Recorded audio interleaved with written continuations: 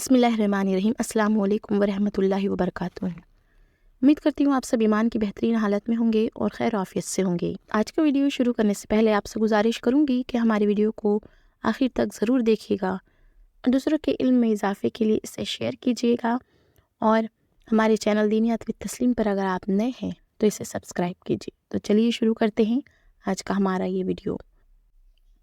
شب معراج میں پیارے آقا صلی اللہ تعالیٰ علیہ وسلم نے کائنات کی سیر فرماتے ہوئے کروڑوں عجائبات قدرت ملاحظہ فرمائیں۔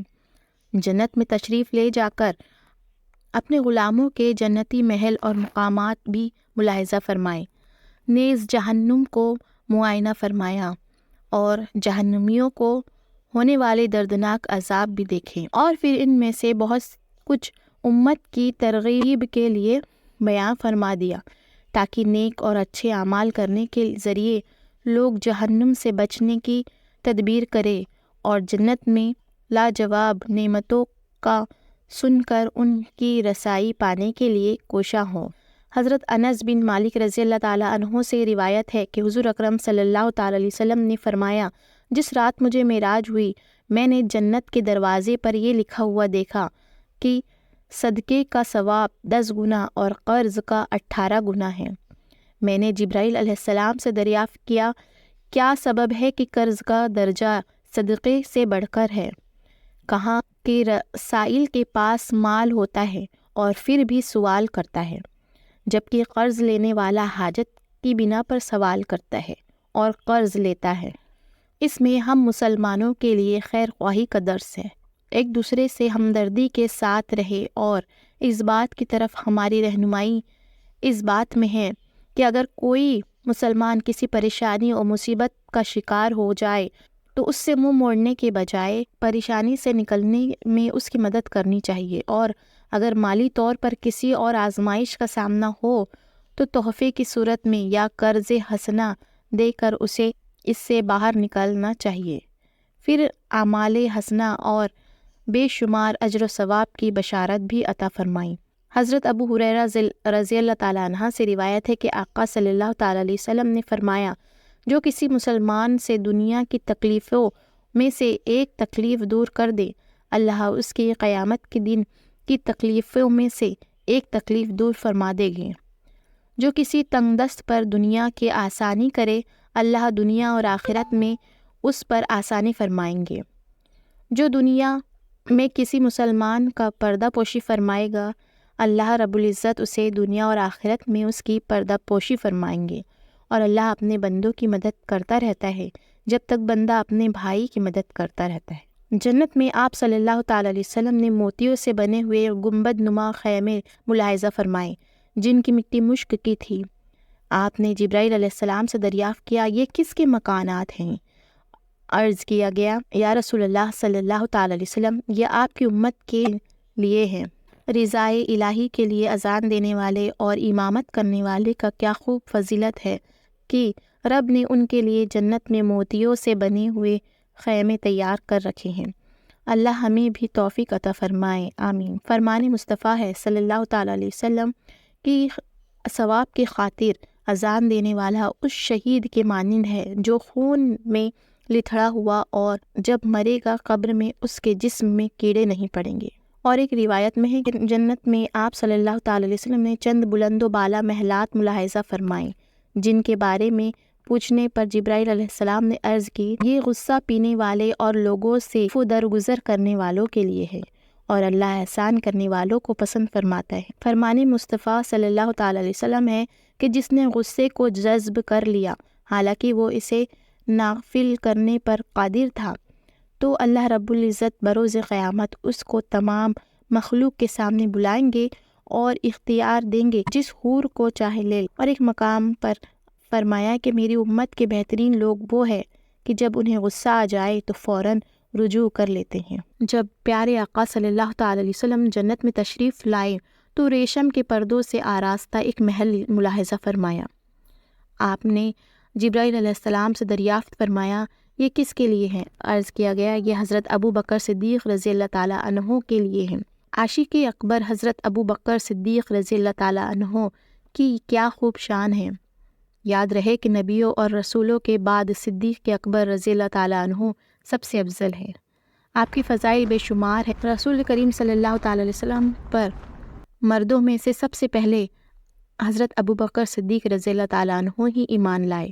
سفر اور حضر میں پیارے آقا کے ساتھ رہے، آقا کی ہمراہی میں ہجرت کی سعادت حاصل اور اس مقام پر فائز ہوئے کہ اپنا مال، جان، اولاد، وطن، الغرض ہر شے رسول نامدار صلی اللہ تعالیٰ علیہ وسلم پر قربان کر دی۔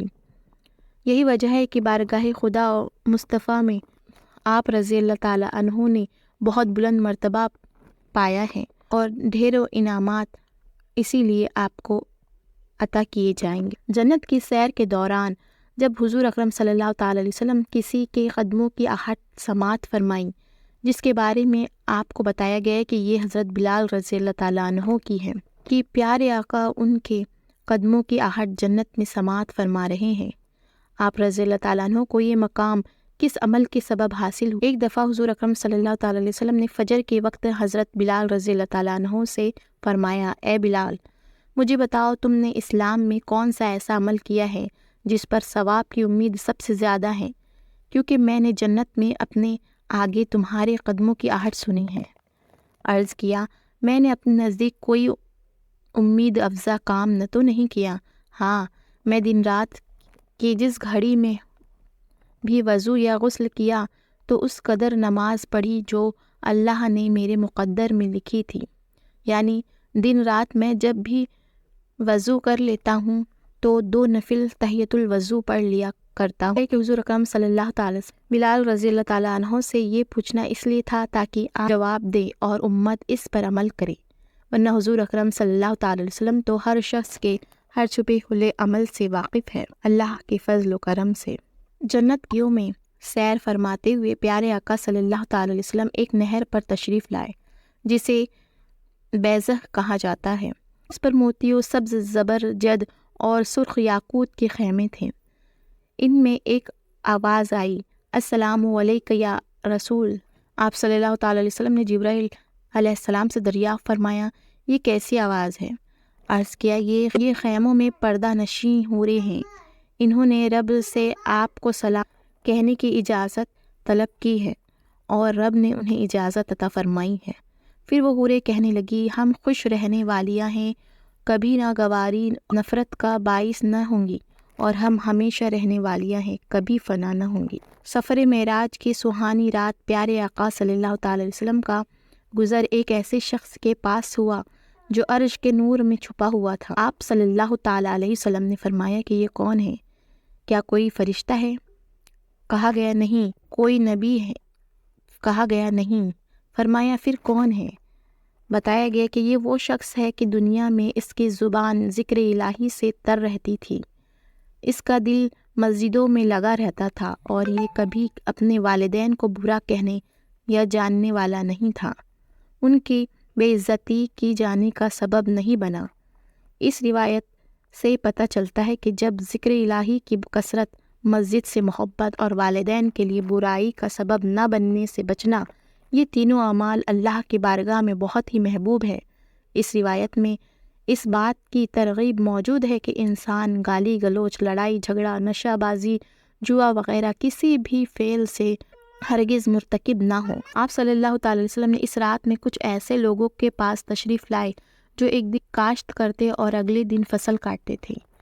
جب بھی وہ فصل کاٹتے تو پہلے دن کی طرح لوٹ آتی۔ جبرائیل علیہ السلام نے عرض کیا، یہ راہ خدا میں جہاد کرنے والے ہیں، ان کی نیکیوں میں 700 گنا تک اضافہ کر دیا جاتا ہے، اور انہوں نے جو کچھ خرچ کیا اللہ انہیں بدلہ عطا فرمائے گا۔ آپ صلی اللہ تعالی علیہ وسلم نے شب معراج میں جنت کے الگ الگ مقامات میں نیکیاں کرنے والوں کے مختلف مقامات کو ملاحظہ فرمایا۔ اللہ رب العزت سے دعا ہے کہ ہمیں بھی ان مقامات کا حقدار بنائیں، آمین ثم آمین۔ آپ سے گزارش ہے کہ ہمارے ویڈیو کو لائک کیجیے، چینل پر نئے تو اسے سبسکرائب کیجیے۔ ملتے ہیں آپ سے جلدی نئے ویڈیو میں، جب تک کے لیے اجازت دیجیے، اللہ حافظ۔